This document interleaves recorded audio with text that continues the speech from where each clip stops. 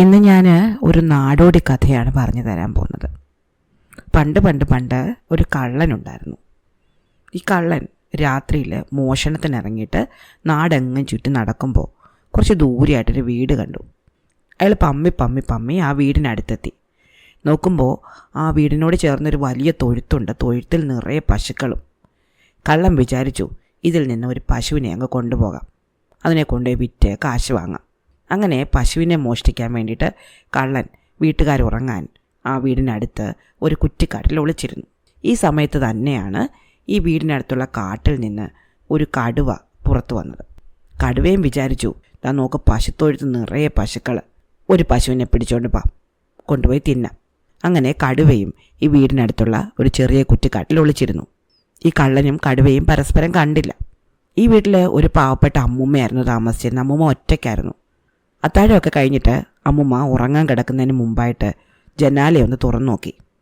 അമ്മൂമ്മ കള്ളനെയോ കടുവയോ കണ്ടില്ല. പക്ഷേ അമ്മൂമ്മ പുറത്തേക്ക് നോക്കിയിട്ട് പറഞ്ഞു, ഇന്ന് നീളം കാലം വരത്തില്ലെന്നാണ് തോന്നുന്നത്, കാത്തിരുന്നിട്ട് കാര്യമില്ല, ഉറങ്ങിയേക്കാം. അമ്മൂമ്മ ഉദ്ദേശിച്ചത് മഴയാണ്, നീണ്ട കാല് പോലെയുള്ള മഴനൂലുകൾ. ഇത് കള്ളനും മനസ്സിലായില്ല, കടുവയ്ക്കും മനസ്സിലായില്ല. നീണ്ട കാലുള്ള ആരോ വരാനുണ്ട് എന്നാണ് രണ്ടുപേരും ധരിച്ചത്. അമ്മൂമ്മയാണെങ്കിൽ നല്ല ചൂട്, അത് കാരണം മഴ വരുമോ എന്നാണ് കരുതിയത്. അതുമാത്രമല്ല, മഴ വരുന്നതിന് മുമ്പായിട്ട് പശുക്കളെയൊക്കെ വേണമെങ്കിൽ തൊഴുത്തിനകത്തേക്കൊന്ന് കയറ്റി കെട്ടുകയൊക്കെ വേണം. എന്തായാലും മഴ വരില്ലല്ലോ, ഉറങ്ങാൻ കിടക്കാമെന്ന് കരുതി അമ്മൂമ്മ ഉറങ്ങാൻ പോയി. ജനാലയും അടച്ചു. വിളക്കണഞ്ഞതോടെ കള്ളൻ തന്നെ പണി തുടങ്ങി. അവൻ പമ്മി തൊഴുത്തിനകത്ത് കയറി. കള്ളൻ തൊഴുത്തിനകത്ത് കയറിയതിന് തൊട്ട് പിന്നാലെയാണ് കടുവയും വന്നത്. കള്ളൻ വിചാരിച്ചു, എപ്പോഴാണ് ആ നീളൻ കാലൻ വരിക എന്ന് അറിഞ്ഞൂടാ. അവൻ വരുന്നതിന് മുമ്പ് എത്രയും പെട്ടെന്ന് ഒരു പശുവിനെ തട്ടിയെടുത്തുകൊണ്ട് പോകണം. നല്ല ഇരുട്ടല്ലേ, പശുക്കളെ കാണാൻ വയ്യ. അവൻ ആദ്യം ചെന്ന് ഒരു പശുവിനെ പതുക്കെ തൊട്ട് നോക്കി, ഒന്ന് തപ്പി നോക്കി. ആ പശു അനങ്ങാതെ കിടന്നതേ ഉള്ളൂ. കള്ളൻ വിചാരിച്ചു, നല്ല ആരോഗ്യമുള്ള പശുവാണെങ്കിലും തുള്ളിച്ചാടിയനെ. ഇതിനെ തൊട്ടിട്ട് ഇത് അനങ്ങുന്നത് പോലുമില്ല, ഇത് നല്ല പശുവല്ല, ഇതിനെ കൊണ്ടിട്ട് എനിക്കൊരു പ്രയോജനമില്ല. അങ്ങനെ കള്ളൻ തൊഴുത്തിലുള്ള ഓരോ പശുക്കളെ ആയിട്ട് തപ്പി നോക്കാൻ തുടങ്ങി. കടുവയാണെങ്കിൽ വാതുക്കലെത്തിയപ്പോൾ വിചാരിച്ചു, അയ്യോ, നീളം കാലിനെങ്ങാനും വരുമോ, പേടിക്കണം, അകത്തേക്ക് കയറുന്ന എങ്ങനെ. ഒരു കാര്യം ചെയ്യാം, വാതിലിനടുത്ത് ആദ്യം കിടക്കുന്ന പശു ഏതാണോ അതിനെ കൊണ്ടുപോവാം. അങ്ങനെ കടുവ പതുക്കെ തൊഴുത്തിനകത്തേക്ക് കയറി. ഈ സമയത്ത് നമ്മുടെ കള്ളൻ തപ്പി വന്ന് കടുവയെ പിടികൂടി. കടുവയുടെ ദേഹത്തും തൊട്ട് നോക്കിയതും നീളം കാലൻ വരും എന്ന് പേടിച്ചിരുന്ന കടുവ ഒന്ന് കുതറി, ഒന്ന് ചാടി. കള്ളൻ വിചാരിച്ചു, ഇത് തന്നെ നല്ല ആരോഗ്യമുള്ള പശു, ഇതിനെ കൊണ്ട് പോയി കളയാം. കള്ളൻ്റെ കയ്യിലൊരു ചാക്കുണ്ടായിരുന്നു. ഈ ചാക്ക് കൊണ്ട് കള്ളൻ പെട്ടെന്ന് കടുവയുടെ മുഖം അങ്ങ് കെട്ടി. ഉറക്കെ കരയരുതല്ലോ. എന്നിട്ട് അതിൻ്റെ വാലിൽ പിടിച്ച് വലിച്ചുകൊണ്ട് മുന്നോട്ട് നടക്കാൻ തുടങ്ങി. വലിച്ച് അതിൻ്റെ തൊഴുത്തിന് പുറത്തിറക്കി. എന്നിട്ട് വീണ്ടും മുന്നോട്ട് പോയി. കടുവയാണെങ്കിൽ കുതറി ബഹളം വെക്കാൻ തുടങ്ങി. അത് വിചാരിച്ചത് നീളം കാലം തന്നെ പിടിച്ചു എന്നാണ്. എങ്ങനെയെങ്കിലും രക്ഷപ്പെടണം. കടുവയുടെ തുള്ളിച്ചാട്ടവും ബഹളവും കാരണം കള്ളനാണെങ്കിൽ ഇതിനെ മുന്നോട്ട് കൊണ്ടുപോകാനേ വയ്യ. എന്നാൽ എത്രയും പെട്ടെന്ന് ഈ വീടിനടുത്തുനിന്ന് പോവാൻ വേണം.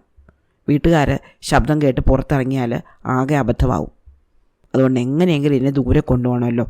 കള്ളൻ അതുകൊണ്ട് തനിക്ക് പറ്റാവുന്നത്ര ശക്തിയിൽ ഇതിനെ വലിച്ച് കാടിനടുത്തുള്ള പാതയിലൂടെ ചന്തയെ ലക്ഷ്യമാക്കി പോയിക്കൊണ്ടിരുന്നു. കുറേ ദൂരം നടന്നു, ഒരു രക്ഷയില്ല. കടുവ ഭയങ്കര കുതറലാണ്. അയാളുടെ ബലം മുഴുവൻ പ്രയോഗിച്ചിട്ടും കടുവയൊക്കെ മുന്നോട്ട് കൊണ്ടുപോകാൻ പറ്റുന്നില്ല. പശുവാണെങ്കിൽ ഇത്രയ്ക്കങ്ങ് ബഹളം വെക്കില്ല. ഇത് ആ നീളംകാലനാണെങ്കിലോ. കള്ളനാകെ പേടിയായി. അതുകൊണ്ട് തന്നെ കള്ളൻ ആ വാലിൽ മുറുകെ പിടിച്ചുകൊണ്ട് മുന്നോട്ട് നടക്കാൻ തുടങ്ങി. വിട്ടാൽ അത് തന്നെ തിരിച്ചാക്രമിക്കും. കള്ളൻ എന്ത് ചെയ്യണമെന്ന് അറിയാൻ വയ്യാതായിപ്പോയി. കടുവയാണെങ്കിലോ നീളംകാലൻ തന്നെ പിടിച്ചു എന്ന പേടിയിൽ പൂർവാധികം ശക്തിയിൽ എതിർദിശയിലേക്ക് വലിച്ചുകൊണ്ടിരുന്നു. അതിനിടയ്ക്ക് കടുവയുടെ മുഖം മൂടിയിരുന്ന ചാക്ക് അഴിഞ്ഞുപോയി. അത് ഒന്ന് മുരണ്ടു.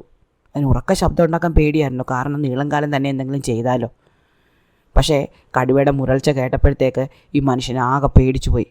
അപ്പോൾ അയാൾ ആ വാലിലെ പിടുത്തം മുറുക്കി. ഇങ്ങനെ ആ പിടിവലിയുടെ അവസാനം കടുവയുടെ വാല് മുറിഞ്ഞു പോയി. കടുവ ഓടി രക്ഷപ്പെട്ടു. തൻ്റെ കയ്യിലിരുന്ന വാലുമായിട്ട് ഈ കള്ളന് ഓടി. കുറേ ദൂരം ഓടി ഒരു മരത്തിന് മുകളിൽ കയറി. കള്ളൻ വിചാരിച്ചു, നീളം കാലിനിപ്പോൾ കൂട്ടരെയും കൂട്ടി വരും, ഞാൻ എന്തു ചെയ്യും? എത്ര ദൂരം ഓടിയാലും രക്ഷപ്പെടാൻ പറ്റില്ല. ഈ മരത്തിന് മുകളിലെങ്ങാനും ഇരിക്കാം, നേരം വെളുത്തിട്ട് ഇറങ്ങിപ്പോകാം. കടുവയാണെങ്കിലോ ഓടി തൻ്റെ കൂട്ടരുടെ അടുത്തെത്തി. കടുവ തീറ്റ തേടാൻ പോയിട്ട് ഇത്ര നേരം കാണഞ്ഞിട്ട് കടുവയുടെ കുടുംബവും അയൽപക്കക്കാരും ബന്ധുക്കളും എല്ലാവരും കൂടെ അവനെ കാത്തിരിക്കുകയായിരുന്നു. അപ്പോഴാണ് വാലും മുറിഞ്ഞ് നിലവിളിച്ച് അവൻ ഓടി വരുന്നത്. അവൻ പറഞ്ഞു, ഒരു ഭീകര നീളം കാലൻ എന്നെ പിടിച്ചുകൊണ്ട് പോകാൻ ഒരുങ്ങി. ഞാൻ ഒരു വിധത്തിൽ രക്ഷപ്പെട്ടതാ. എൻ്റെ വാല് വശം മുറിഞ്ഞു പോയി. അപ്പോൾ അവരെല്ലാവരും കൂടെ പറഞ്ഞു, കൊള്ളാം, നീ ഒരു കടുവയായിട്ട് വാലും മുറിച്ച് വന്നിരിക്കുകയാണോ? ഏത് നീളംകാലനായാലും എന്താ, നമ്മൾ കടുവകളല്ലേ, നമുക്ക് അവനോട് പകരം വീട്ടണം. വാ, നമുക്കെല്ലാവർക്കും കൂടെ പോകാം. അങ്ങനെ ഇവരെല്ലാവരും കൂടെ ഈ കള്ളനെ അന്വേഷിച്ച് പോയി. ഇത് കള്ളനാണെന്ന് അവർക്ക് അറിഞ്ഞൂടാ കേട്ടോ. ഇത് വാലും മുറിച്ചത് ആരാണോ അവരെ തപ്പിപ്പോവാണ്. അങ്ങനെ കുറേ ദൂരം ചെന്നു. ഈ കടുവകൾക്കാണെങ്കിൽ രാത്രിയിൽ കണ്ണ് കാണാം. അവരങ്ങനെ നോക്കി നോക്കി വന്നപ്പോൾ മരത്തിൻ്റെ മുകളിൽ ഒരു കടുവ വാലിൻ്റെ തിളക്കം. നോക്കുമ്പോൾ ഒരു മനുഷ്യൻ കടുവ വാലും പിടിച്ച് അവിടെ ഇരിപ്പുണ്ട്.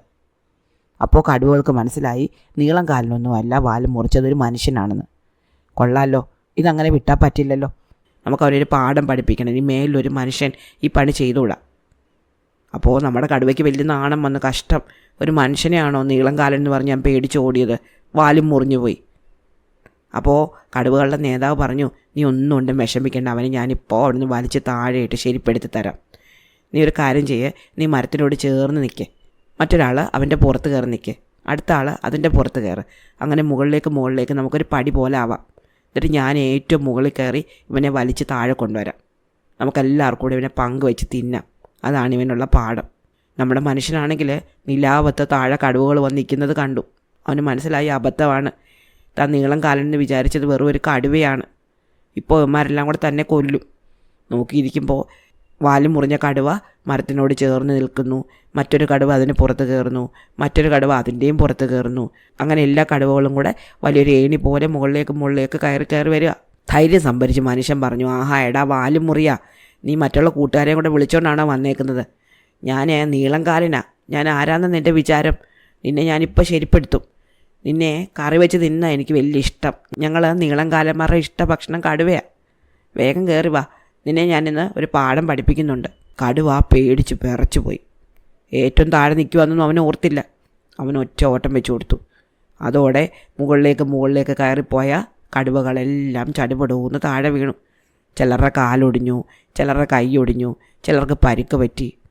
അവരെല്ലാവരും അവിടുന്ന് ഈ വാലില്ലാ കടുവയുടെ പിന്നാലെ ഓടി രക്ഷപ്പെട്ടു. മുകളിലിരിക്കുന്നത് എന്തോ വലിയ ഭീകര ജീവിയാണെന്നാണ് അവർ കരുതിയത്. അവന് എന്തോ ചെയ്തിട്ടാണ് തങ്ങളെല്ലാം താഴെ വീണത്. അങ്ങനെ കടുവകളെല്ലാം പോയതോടെ കള്ളൻ താഴെ ഇറങ്ങി. കടുവ വാല് ദൂരെ കളഞ്ഞു. എന്നിട്ട് അവൻ തൻ്റെ വീട് നേരെ വെച്ചടിച്ചു. പിറ്റേന്ന് മുതൽ ഇനി മോഷ്ടിക്കാനേ പോകുന്നില്ല എന്ന് അവൻ തീരുമാനിച്ചു. എന്തെല്ലാം മെനക്കേടാ, എന്തെല്ലാം പാടുപെടണം. ഇതിലും ഭേദം എന്തെങ്കിലും അധ്വാനിച്ച് ജീവിക്കുന്നതാ. അങ്ങനെ കള്ളൻ മോഷണം നിർത്തി. കടുവ നാട്ടിലിറങ്ങി പശു പിടിക്കുന്നത് നിർത്തി. ഇഷ്ടമായോ കഥ? അടുത്ത കഥ അടുത്ത ദിവസം.